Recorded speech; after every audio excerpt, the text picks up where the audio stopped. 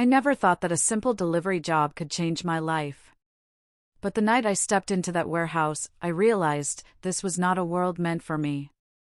Guns leaned against crates, shadows clinging to the walls, the air heavy with smoke and something sharper, danger.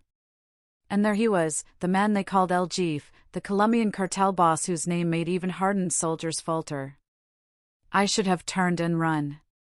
But something in me froze. He didn't notice me at first. Not the trembling girl in the corner, clutching her jacket like a lifeline. My fingers were numb from gripping the fabric too tightly, the coarse threads cutting into my palms, but I didn't care. I couldn't let go. I had to hold on to something, anything, that reminded me I was still alive, still here, still myself in a world that felt nothing like mine. The room smelled of cigar smoke and gun oil, a scent that burned my lungs every time I inhaled too deeply. Every breath was heavy with anticipation, and every sound seemed sharper, louder than it should have been, the scrape of a chair, the tap of a boot against concrete, the faint hum of fluorescent lights overhead. But I noticed everything about him. Everything. The way his dark eyes swept over the room, missing nothing, catching even the smallest twitch of a hand or flicker of doubt. They weren't just eyes, they were instruments of judgment, of power, of cold calculation. And yet, there was a flicker of something deeper behind them, something unspoken that I wasn't sure I fully understood. A scarlet warning buried under the steel, a hint of humanity hiding where no one dared look. The subtle twitch of his jaw caught my attention next. Not the nervous, fidgeting twitch of someone unsure, but the tiny, almost imperceptible flare of muscle that revealed tension, patience, and barely restrained fury. Every movement he made screamed control, even when his mind raced, and I could feel the weight of that tension pressing on the air around him like a storm waiting to break. Then, my gaze fell on the faint scar across his cheek. A jagged line, pale against his sun-darkened skin, like a frozen scream.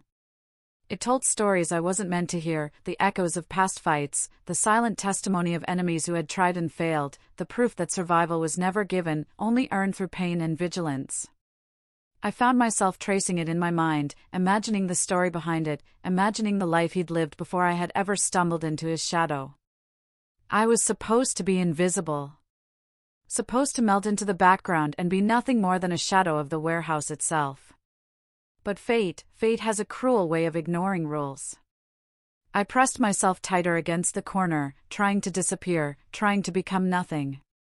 My legs ached from crouching, my knees pressing into cold, unforgiving concrete. The room seemed to stretch infinitely in all directions, but my attention remained locked on him, on every subtle detail, every movement that could reveal the danger lurking beneath the surface. He turned slightly, speaking in that low, almost casual voice, but there was no mistaking the authority that rolled through each word like a wave of steel. "Everything ready?" he asked, voice deliberate, calm, controlled. A question, but not a question. It was a command disguised as inquiry, a subtle test to measure loyalty, alertness, and obedience. The men around him reacted instantly, their bodies stiffening, eyes sharpening, hands twitching near concealed weapons. One wrong move could have spelled chaos, a single misstep a death sentence. "Yes, Chief," one of his lieutenants replied, nodding sharply, his voice tight with both respect and tension. He glanced briefly at the others, a silent signal, and the room hummed with a quiet, dangerous energy. My chest tightened. I could feel my heartbeat in my throat, loud and uneven. Every beat echoed through the room like a drum, like a warning, like a countdown. I should have left then. I should have walked out, turned my back on this dangerous life, returned to my small, unremarkable existence where the worst I had to fear was a late shift or a customer's bad mood. I could have gone home, curled into my bed, and pretended this never happened. I could have erased the memory of the warehouse, of the men, of him. But I didn't. I stayed. And the moment I made that choice, I knew I had crossed an invisible line. A line I could never uncross. Because then I saw it, the whisper of betrayal among his own people. A plan forming, subtle and careful, like a spider weaving its web. It didn't announce itself loudly, there were no shouts, no threats, only the faintest signs, a glance too long, a hesitation in tone, a suppressed smile at the wrong moment. My instinct screamed at me to watch, to pay attention, to notice the almost imperceptible cracks in the armor of loyalty that surrounded him. I leaned slightly forward, just enough to catch another fragment of their conversation, careful not to make a sound. Every shift of my weight threatened to betray me. The adrenaline surged through my veins, burning, electrifying, leaving me shaky and acutely aware of every detail, the way his right hand hovered near the table, almost twitching toward a weapon, the subtle tightening of his shoulders, the way he scanned the room as if sensing danger that no one else could see. "They think he's distracted," a man muttered under his breath, just loud enough for anyone standing close to hear, but not loud enough to be obvious. "Tonight, we finish it." The words sent a shiver down my spine. My stomach lurched violently. I wanted to scream, to warn him, but I forced myself to swallow, to stay silent, to be nothing. And yet, something inside me clenched, twisted. This wasn't just a life-threatening situation, it was a moral one, a choice between fleeing for my own safety or stepping in, risking everything to protect someone who didn't even know I existed. I could feel my palms growing sweaty inside my jacket pockets.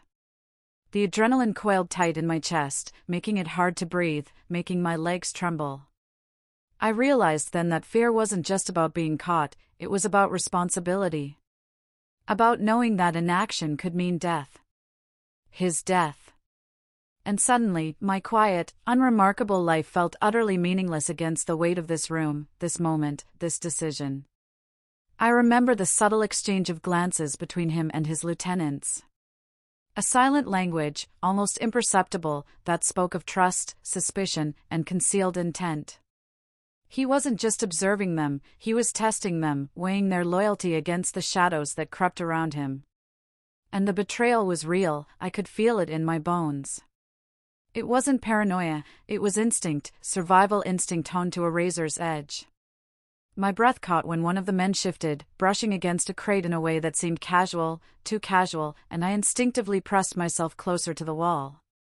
The concrete was cold and unforgiving, biting into my skin, but it anchored me, gave me a strange sense of stability amidst the chaos.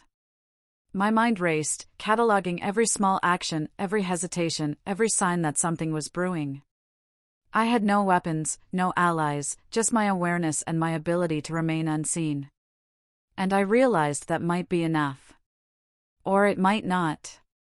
"Keep your eyes open," he said suddenly, scanning the room again, his voice low and deliberate, almost a growl. "Nothing moves without my permission." The lieutenant next to him nodded sharply, but I noticed the flicker in his eyes, a hesitation that betrayed something deeper. Fear? Ambition? The dangerous cocktail that could tip the balance at any moment. And I knew, right then, that tonight was not just another night. Tonight was a test. A pivot. A choice between life and death. I leaned forward again, just enough to catch the faintest movements, the shift of a shoulder, the tightening of a hand around the table's edge. The room was a powder keg, and any spark could ignite it. I felt my own pulse hammering in my ears, every thump a warning, every beat a countdown. My fingers tightened around my jacket, as if holding onto it could somehow anchor me to the world, keep me tethered while the storm swirled around me. I could hear my own heartbeat, loud, uneven, desperate. I could feel my body betraying my need to remain invisible with every tiny tremor. And yet, I couldn't leave. I couldn't look away. Something inside me, the part that was reckless, that wanted to matter, that wanted to survive and protect, had taken root, and I couldn't undo it. Then, almost imperceptibly, I noticed the subtle shifts in his posture, the way his eyes flicked toward certain men with an intensity that was almost painful to watch. It was in the tilt of his head, the almost imperceptible narrowing of his eyes, the brief catch of his breath, like he was inhaling the room, tasting the danger, dissecting every movement before anyone even knew what they were doing. He was aware of the betrayal. I could feel it radiating off him, an invisible energy that drew me in even as it terrified me. He was weighing it, every glance, every nod, every twitch was measured, deliberate. And yet, he didn't panic. He didn't raise his voice. He didn't make a scene that would alert the room to his awareness. He simply existed in the calm center of a storm that only he could see, and the force of that calm was almost terrifying. I pressed myself closer to the corner, my back nearly blending with the shadowed wall, every nerve screaming, every instinct on high alert. My palms were damp against the rough surface of the concrete, and I could feel the tension pooling in my stomach like ice, sharp and heavy. I realized then that I was witnessing not just a man in danger, but a master at work. Every subtlety of his movement carried meaning, every word unsaid was loaded with power. The weight of his presence was immense, almost suffocating. I was insignificant, fragile, a girl who had no right to be here. And yet, I was here. I couldn't leave. I wouldn't leave, no matter how much my body screamed for safety, no matter how the rational part of my mind whispered to escape. Even as the room hummed with tension, every breath, every shift, every quiet whisper from the men around him carried with it the weight of unspoken threats. I understood something fundamental about him in that moment. He survived because he saw everything. He noticed the micro-expressions, the pauses, the subtle tremors in the hands of his lieutenants. He listened to the tone of a voice that might have seemed casual to anyone else and read it as a warning, a signal, a knife poised in the shadows. And now, in my own quiet corner, I shared that perception, that awareness. My pulse raced, not just from fear, but from the intoxicating realization that I was beginning to understand him, beginning to inhabit a space in his world that was normally impossible to enter. I didn't even know his name at first. I only knew the way his presence demanded silence, the way the room seemed to still whenever he entered it, as if the air itself respected his authority.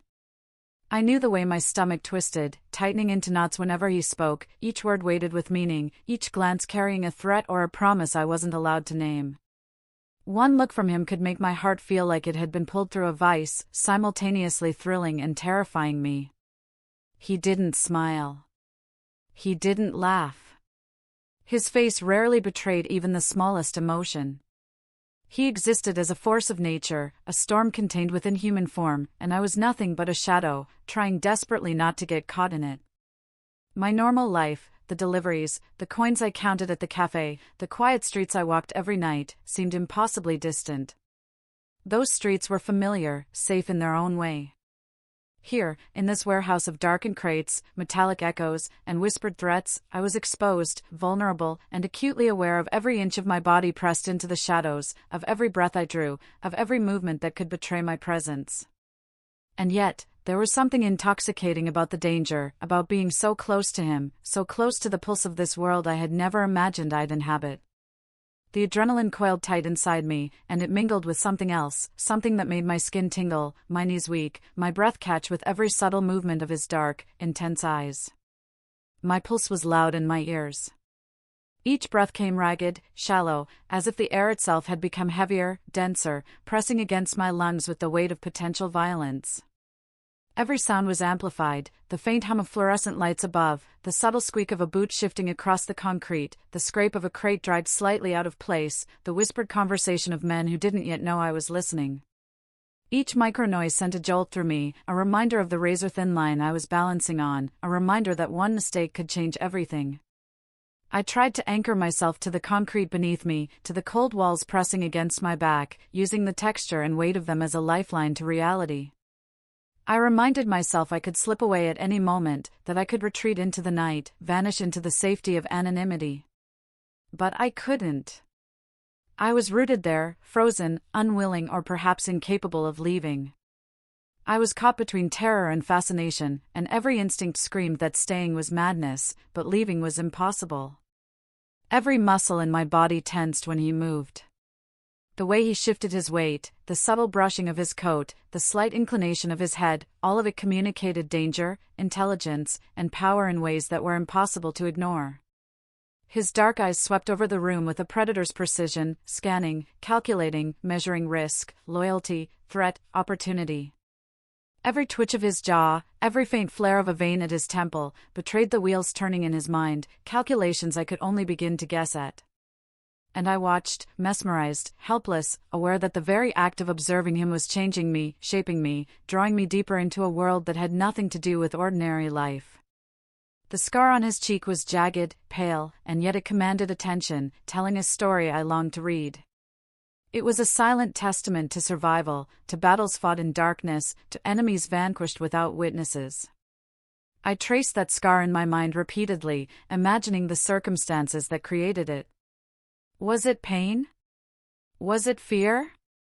Or was it the brutal, instinctive calculus of survival that shaped the man before me? Each possibility made my pulse quicken and my stomach churn, not just with terror but with a strange, forbidden fascination. I tried, over and over, to remind myself that I was invisible. That my presence should not matter, that I was just a girl who had wandered into a world that did not belong to her. But I wasn't invisible. Not anymore. Fate had its own rules, cruel and capricious, and it had dropped me into this storm, into the center of this world of blood, power, and loyalty. Whether I liked it or not, I was part of it now. And part of me realized I couldn't leave, not because of duty or bravery, but because something unnameable, dangerous, and magnetic anchored me to him, to this room, to the pulse of the empire that he carried in his eyes. I could feel my hands trembling slightly, pressed to the wall, fingernails digging into cold paint, grounding myself in the moment. My ears picked up the subtlest sounds, the murmured words of men whose loyalty was uncertain, the faint clatter of metal, the almost inaudible sighs that might have betrayed intentions, the shift of leather boots on wet concrete. Each of these minor movements was amplified in my awareness, each one a clue, each one a thread in a web I didn't yet fully understand but was determined to follow.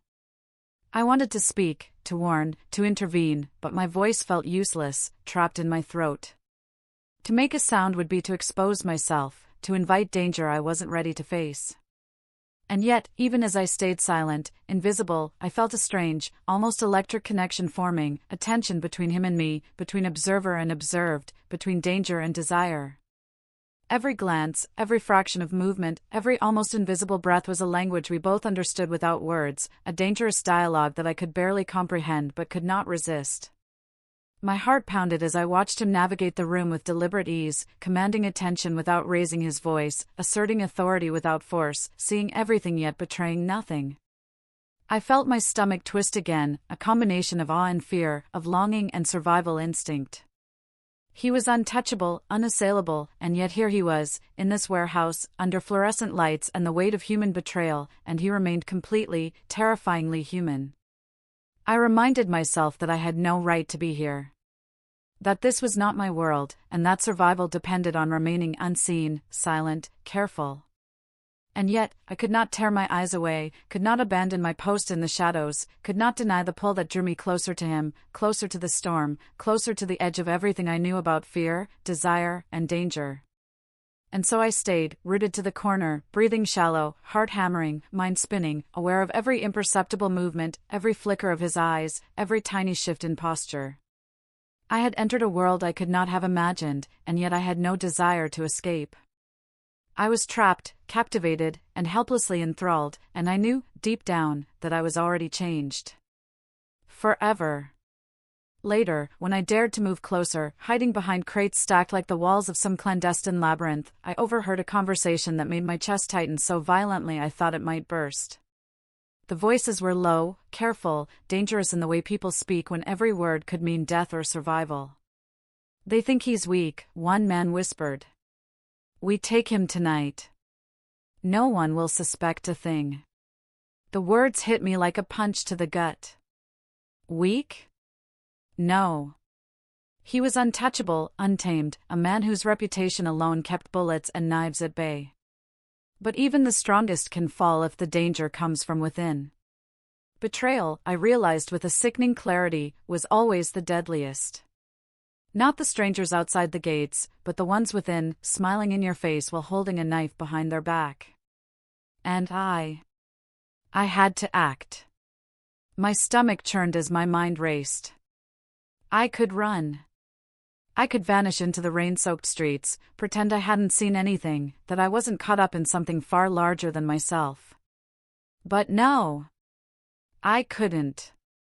Not when I understood the stakes. The life of a man I barely knew, a life so precious in this world of death, could be ended by the very people he trusted most. And I would not let that happen if I could stop it. The rain had started falling in fat, warm drops as I slipped out of the warehouse, the night swallowing me in shadows. The wet asphalt glistened under the dim streetlights, reflecting streaks of neon from the city around us. I pulled my coat tighter around myself, letting the hood slip low over my hair, trying to become invisible again. Every step I took was a calculated risk. One wrong move, one glance in the wrong direction, and someone could spot me. One wrong move, and it wouldn't just be my life that ended. I pulled out my phone with trembling hands, fingers slick with rain and adrenaline. I texted him anonymously, each word measured, cryptic, a code only he would understand. Small hints, warnings carefully disguised as coincidence. Check the East Gate. Not everyone is who they seem.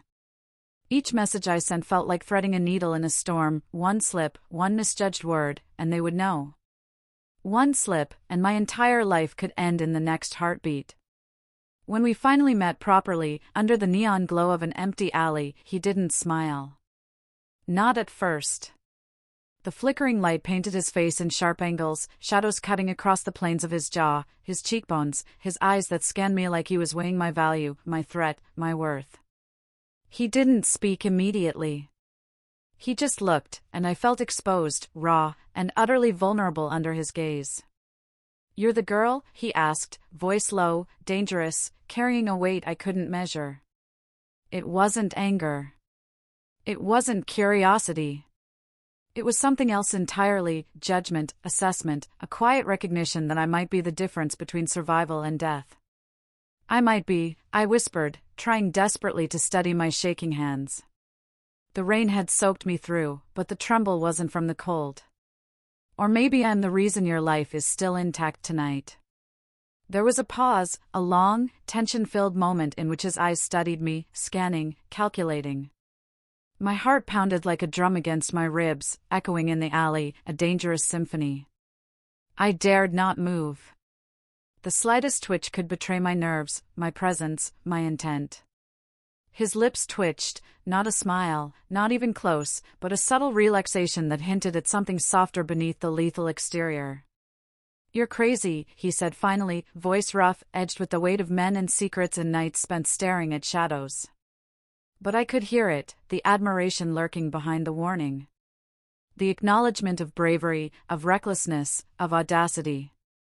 And that was when it started, the slow, impossible pull between us.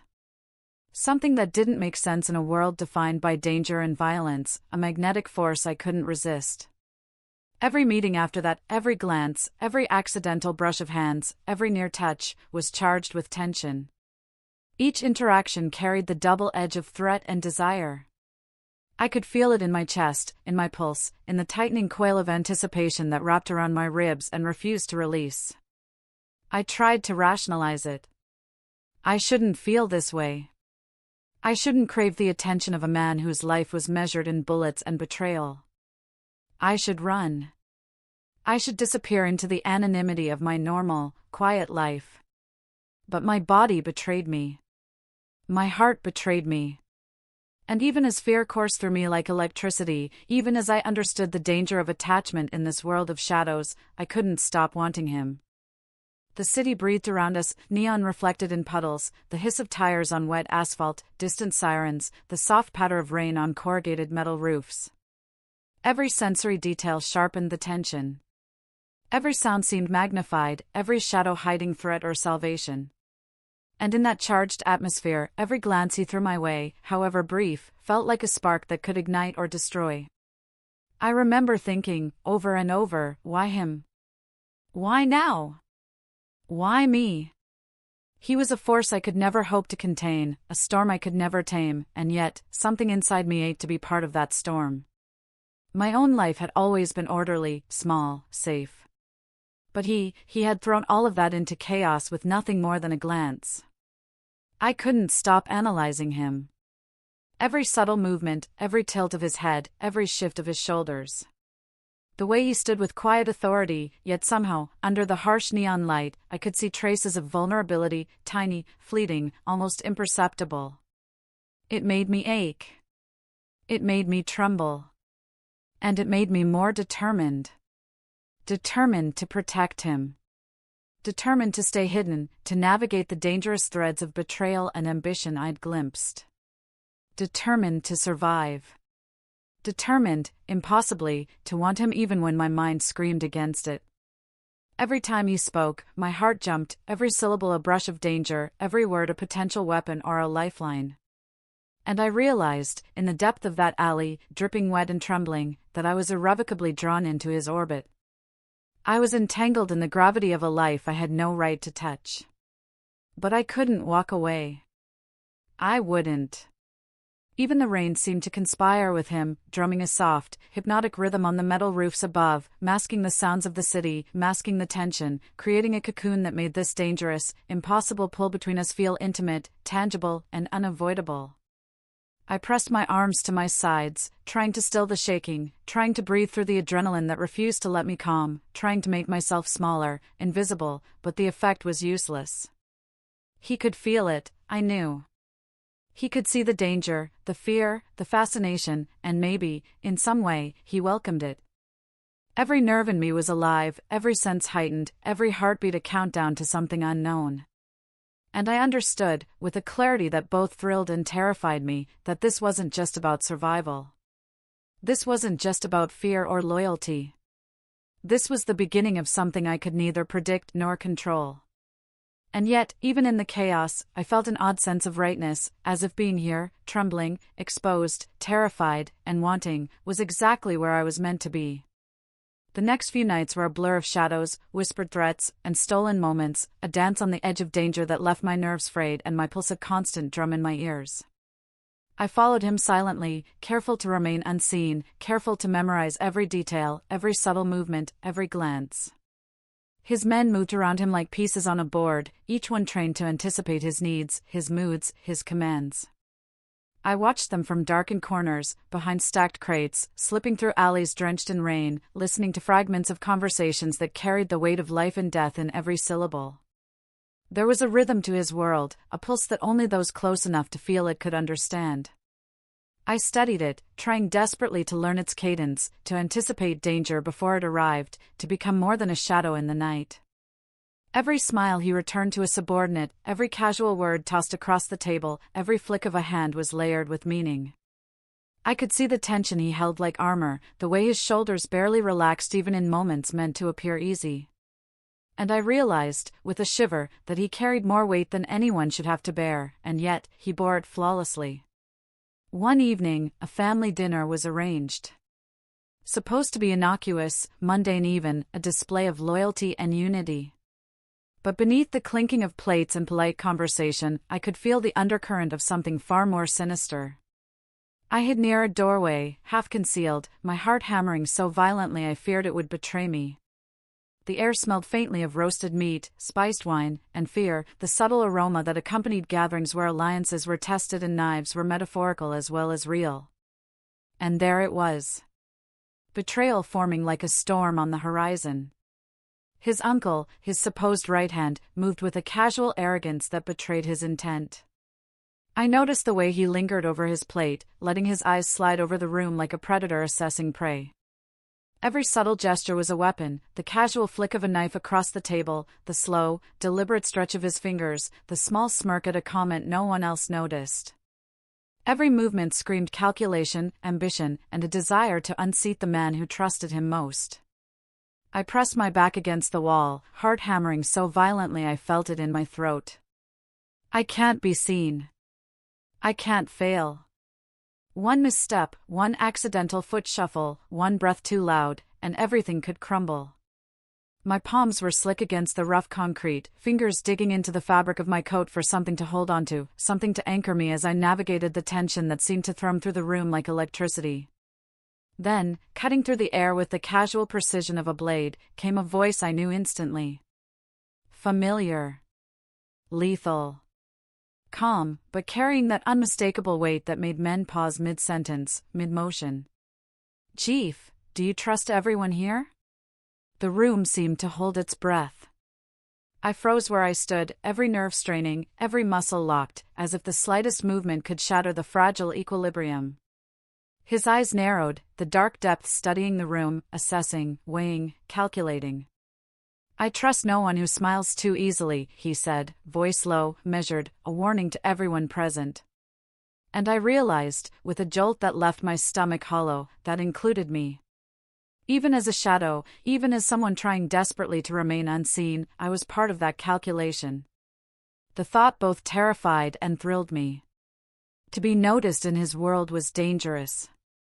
To be trusted, or even suspected, could mean survival or death. I stayed in the shadows longer than I should have, longer than anyone in their right mind would dare. I observed him navigating a minefield of loyalty and lies, every step deliberate, every glance a test, every pause a measure of control. His men shifted under his gaze, careful, alert, calculating, but I could see the subtle tells, the flickers of ambition, fear, and impatience that hinted at the underlying danger. I catalogued everything, the way one lieutenant's hand trembled slightly as he poured a drink, the brief hesitation of another when a comment about family arose, the faint tightening of the room's collective shoulders whenever he moved closer. Every breath I took was a mixture of fear and something far more dangerous, want. A pull I didn't understand, a magnetism that was impossible to resist. I hated it. I hated myself for feeling it. I hated the way my body reacted when he shifted his attention even slightly in my direction, the way my fingers tingled when I imagined touching him, even briefly, in some impossible, forbidden way. And yet, the more I saw of him, the more impossible it became to leave. I was trapped in the orbit of a man whose gravity was deadly and irresistible, a world I had no business inhabiting, yet couldn't abandon.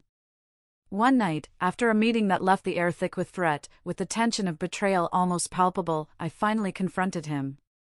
The rain had begun to fall again, soft and insistent, soaking through my coat, chilling me to the bone, but I hardly noticed. My voice trembled when I spoke, betraying the fear I tried to mask, the determination I could barely contain. "You can't keep doing this alone," I said, the words spilling out in a rush, urgent, desperate. My hands shook visibly now, slick with water, gripping the fabric of my coat so tightly it creased under my fingers. I could see the hesitation flicker in his eyes, the momentary pause where he considered whether I was a threat or an ally, or perhaps both. He looked at me, and for a heartbeat, I saw something unmasked, a flash of vulnerability hidden beneath the legend, the myth, the force of nature that everyone whispered about in fear and reverence. "And you think you can help me?" he asked, amusement laced with wariness in his tone. His dark eyes studied me, scanning every movement, every facial expression, every subtle quiver of fear or audacity. "I have to," I said, my voice barely more than a whisper, though it carried all the urgency I felt. "Or you're going to die. And I can't. I can't let that happen." Each word was heavy with the truth, each pause a gamble, each syllable a defiance of the world that sought to keep me invisible, insignificant, irrelevant. For a long, tense moment, we just stood there. Rain dripped from our hair, running down our faces in rivulets that mixed with sweat, adrenaline, and something unspoken. The city stretched around us in a blur of neon, shadows pooling in the corners, reflecting on the wet asphalt like a stage set for danger. Every sound, distant tires on wet streets, the hum of electricity, the soft splash of water, felt amplified, urgent, a warning that nothing was safe, nothing was predictable. Then he took a step closer, deliberate, controlled, and my heart slammed against my ribs as though trying to escape. I felt the heat of him in the cool night air, the brush of energy that radiated from his body, the silent power that drew me in against all reason, all caution. "You're reckless," he said softly, almost a confession, almost a challenge. The words were low, deliberate, carrying both judgment and acknowledgement, warning and invitation. But maybe, that's exactly what I need. The tension wrapped around us like a shroud, heavy, suffocating, impossible to ignore. I could feel my pulse in my throat, the rapid beating threatening to betray my presence, my intent, my desire. I realized in that moment that being near him, being in this world, being exposed to his scrutiny, was intoxicating.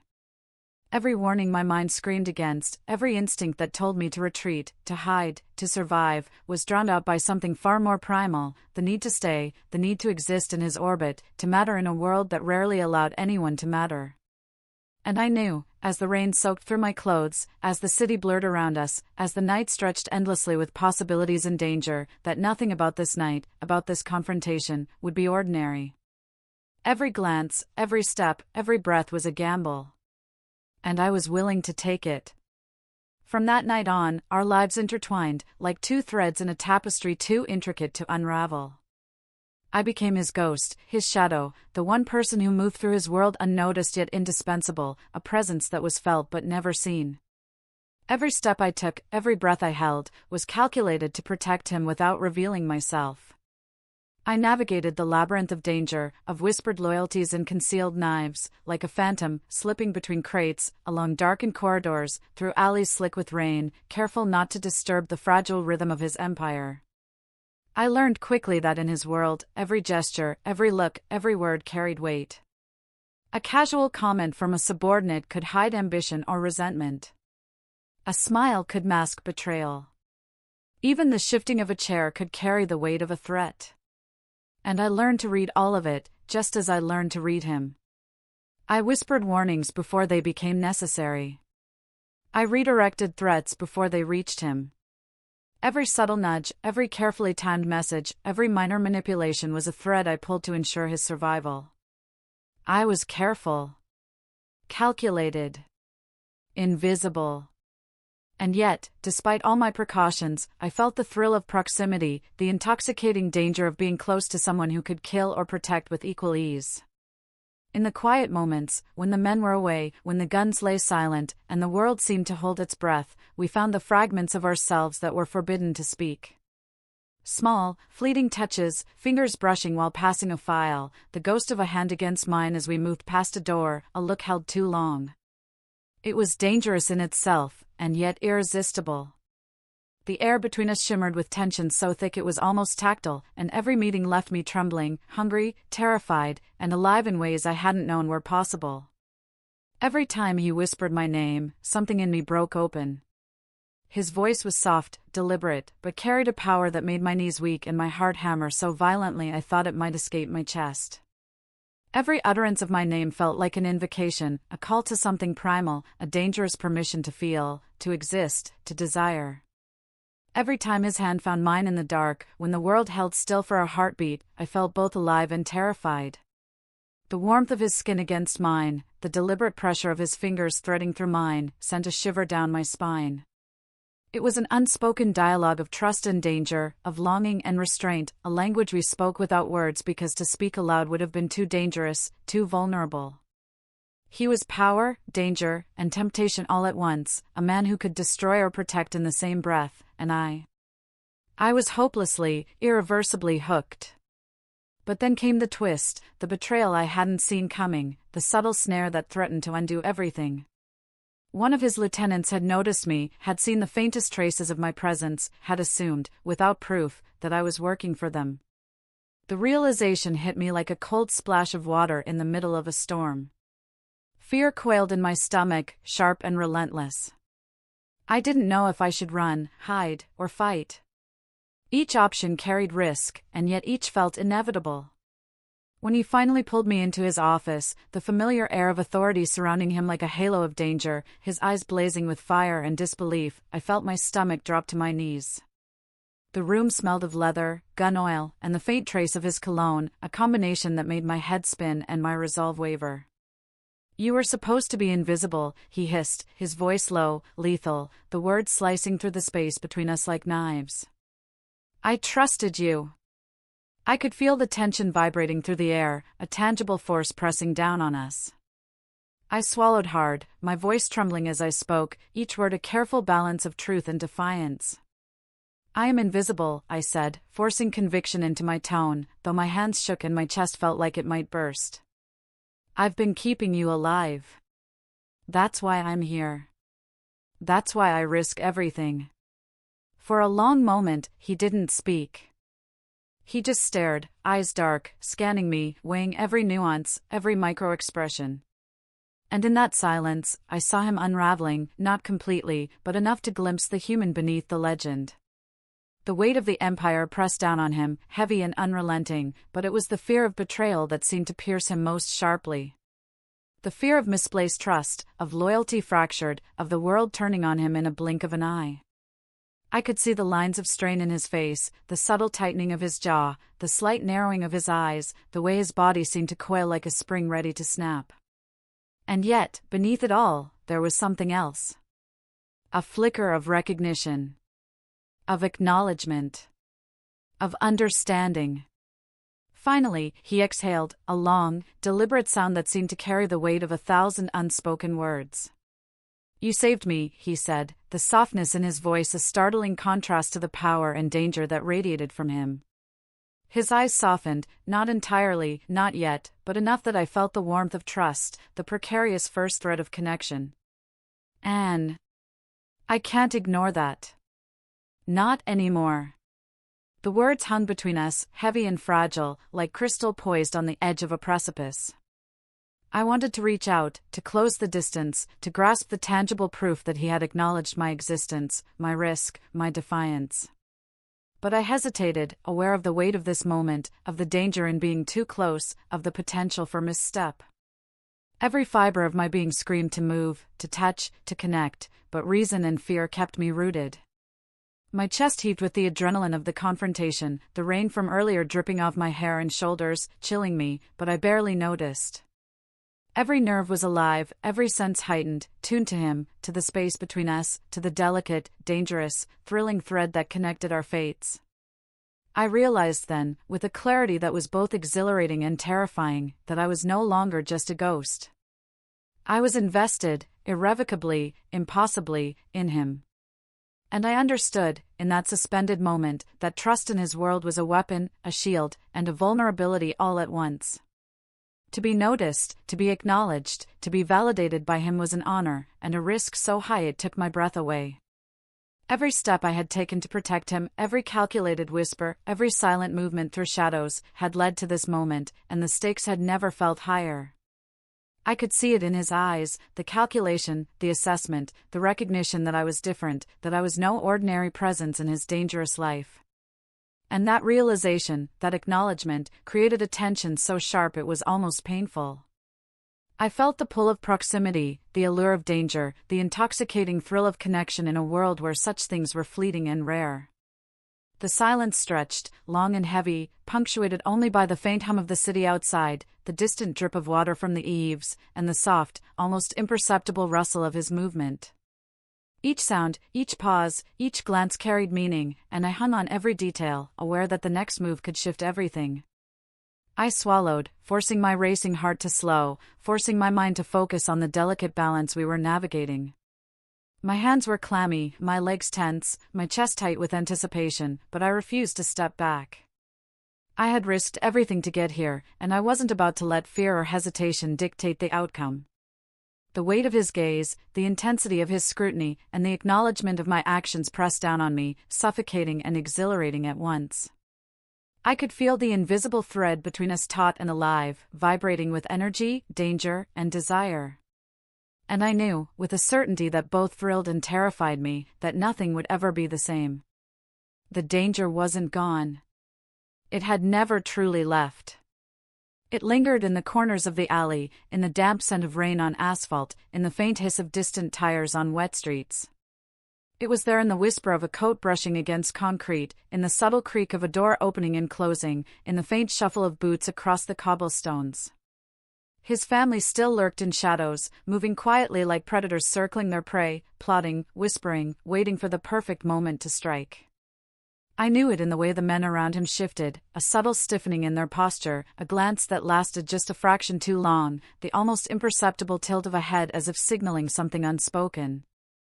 In the fleeting flicker of candlelight and street lamps, I caught it, the tension, the unvoiced threat that danced between them, like electricity suspended in the air, sharp enough to cut.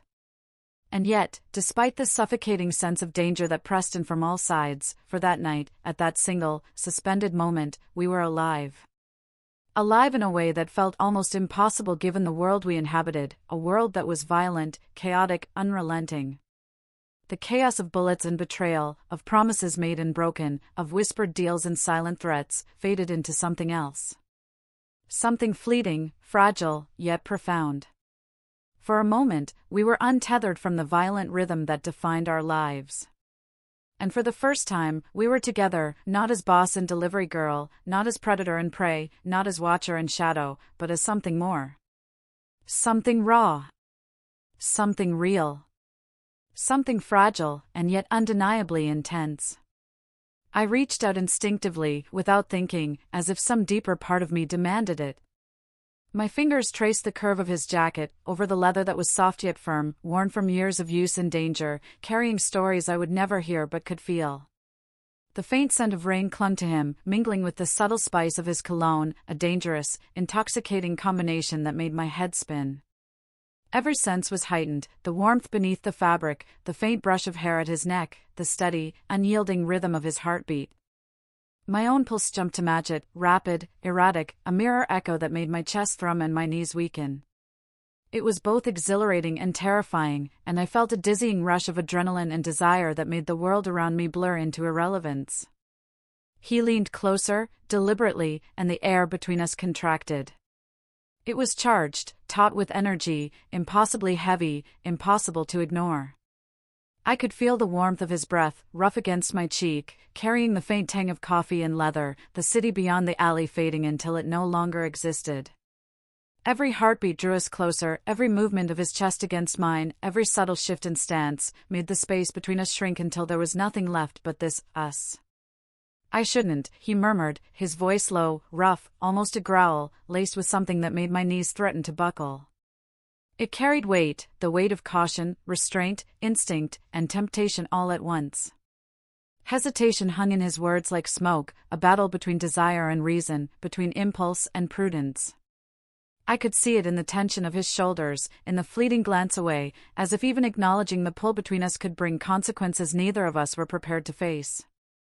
"I know," I whispered, my own voice trembling despite my attempt to anchor it, soft, barely audible over the distant hum of the city, yet steady in its conviction. "Neither should I. But here we are." My fingers lingered against the fabric of his jacket, tracing patterns that were instinctive, reckless, intimate. I could feel the warmth of his body beneath, the subtle rise and fall of his chest, the magnetic pull that made my breath hitch and my stomach clench. Every heartbeat between us was an unspoken conversation, a dialogue of tension and trust, of danger and undeniable desire. The rain continued to fall in fat, warm drops, soaking the alley in a rhythmic patter that matched the pounding of my heart. Each droplet seemed to underscore the impossibility of the moment. The world was dangerous, violent, unpredictable, and yet here, now, there was this fragile connection that defied everything. The distant sound of footsteps on wet cobblestones, the occasional hiss of a car passing, reminded me that we were not alone, that the world outside the alley waited with its threats and its risks. And yet, I felt untouchable in his presence, shielded by the intensity that defined him, by the acknowledgement that whatever else might happen, this moment belonged to us. His eyes met mine then, dark, unyielding, searching. There was something unspoken there, something that communicated more than words ever could. It was a mixture of assessment and recognition, of curiosity and danger, of challenge and invitation. Every second felt stretched, taut with suspense, and I found myself leaning closer, drawn to the perilous gravity of him, the quiet storm that simmered beneath the surface. "I shouldn't," he repeated, softer this time, almost a whisper lost in the rain, yet it carried more meaning than any declaration could. There was struggle in the syllables, a war between the man he had to be and the desires he could no longer suppress. I could feel it radiating off him, a magnetic pull that tugged at my own caution, at the careful, deliberate self-control I had practiced for weeks. "You know it's impossible to resist," I murmured, almost teasing, though my own pulse hammered with fear and excitement. "And yet, here we are." My hand lingered, fingertips tracing invisible patterns along the jacket, each contact a daring assertion of presence, a quiet rebellion against the constraints of our worlds. He inhaled sharply, his chest brushing against mine, a movement so subtle yet so deliberate it made my breath catch.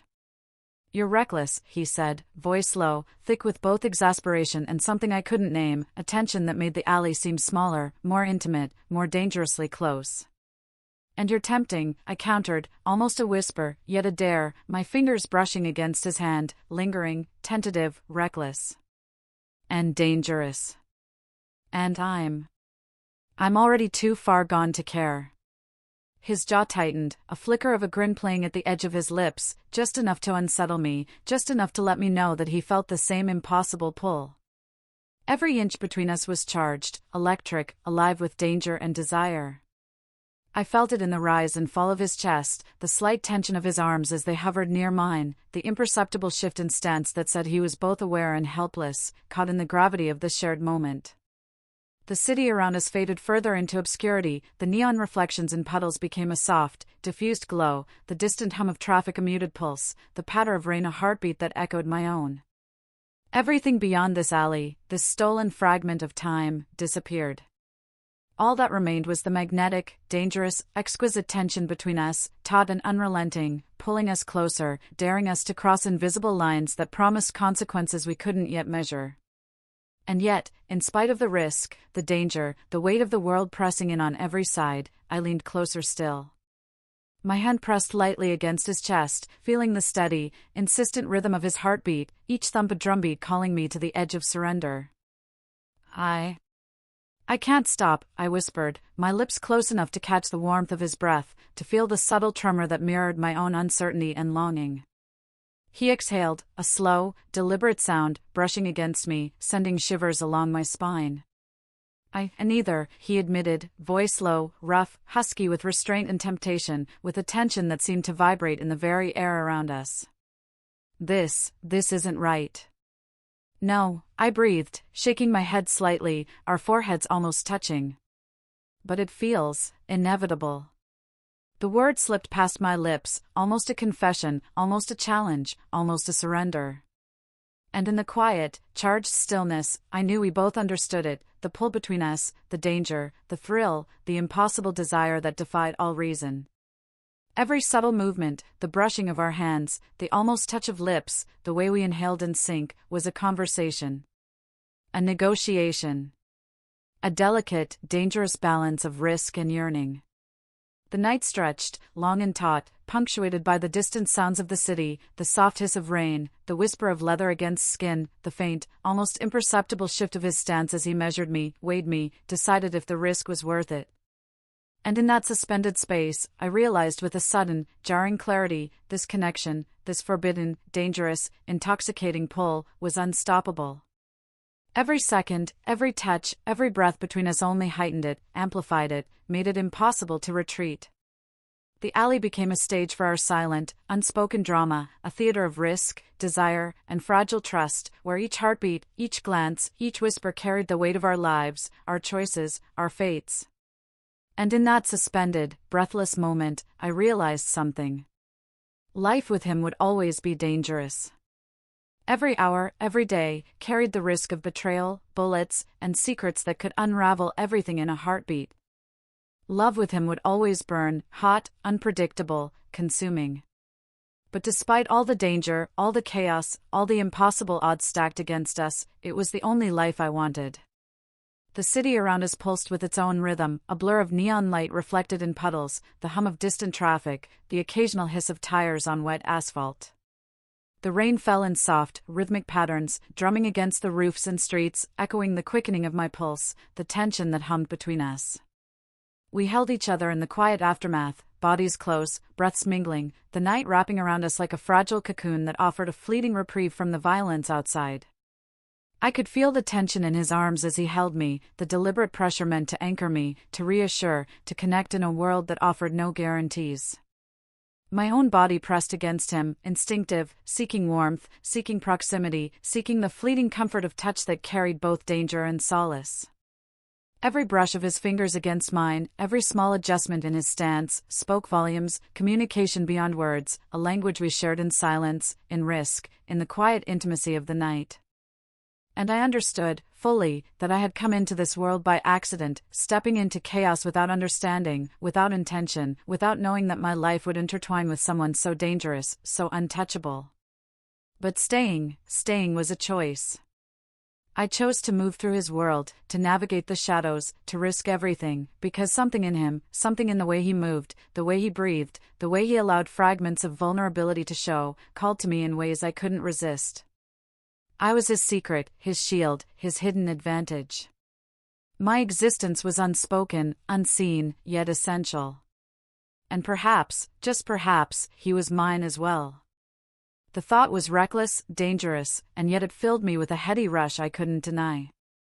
The pull between us was magnetic, charged with danger, desire, and the thrill of survival against impossible odds.